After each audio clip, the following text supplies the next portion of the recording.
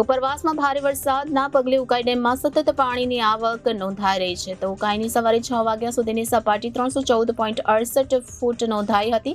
તો સુરતમાં વિયરકમ કોઝવે ફરી પાણીમાં સંપૂર્ણ ગરકાવ થઈ ગયેલો જોવા મળી રહ્યો છે.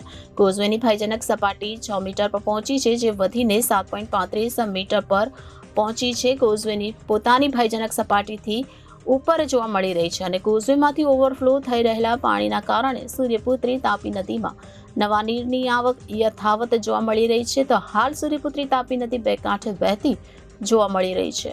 દક્ષિણ ગુજરાતની જીવાદોરી સમાન ઉકાઈ ડેમમાં ઉપરવાસમાંથી ધીમી ધારે પાણીની આવકમાં વધારો થઈ રહ્યો છે, જેને પગલે ડેમની સપાટીમાં ઉત્તરોત્તર વધારો નોંધાઈ રહ્યો છે.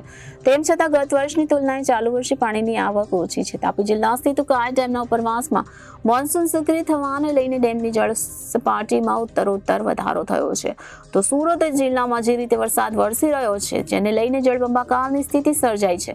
નદી નાળાઓ બે કાંઠે વહી રહ્યા છે. સુરત સહિત દક્ષિણ ગુજરાતના લોકોની જીવાદોરી સમાન તાપી નદીમાં પણ નવા નીરની આવક થઈ છે. ત્યારે સુરતના રાંદેર અને સિંગણપુરને જોડતો તાપી નદીનો એકમાત્ર વિયરકમ કોઝવે લેવલ સપાટી વટાવી દીધી છે.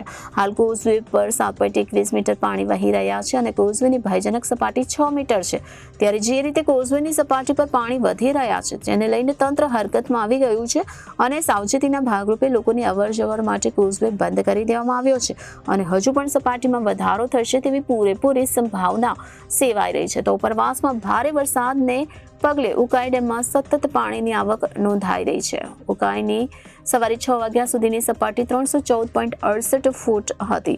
એનો ઇનફ્લો 31,206 અને આઉટફ્લો 600 ક્યુસેક નોંધાયો છે. તો કોઝવેની ભયજનક સપાટી 6 મીટર છે, જે વધીને 7.35 મીટર પર પહોંચી છે.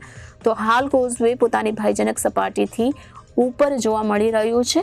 તો સુરતમાં વિયરકમ કોઝવે ફરી પાણીમાં સંપૂર્ણ ગરકાવ થયેલું જોવા મળી રહ્યું છે. તો કોઝવે સતત પાણીની આવકના પગલે 77,255 ક્યુસેક પાણીનો ઓવરફ્લો જોવા મળ્યો છે અને કોઝવેમાંથી ઓવરફ્લો થઈ રહેલા પાણીના કારણે સૂર્યપુત્રી તાપી નદીમાં નવા નીરની આવક યથાવત જોવા મળી રહી છે અને હાલ સૂર્યપુત્રી તાપી નદી બે કાંઠે વહેતી જોવા મળી રહી છે.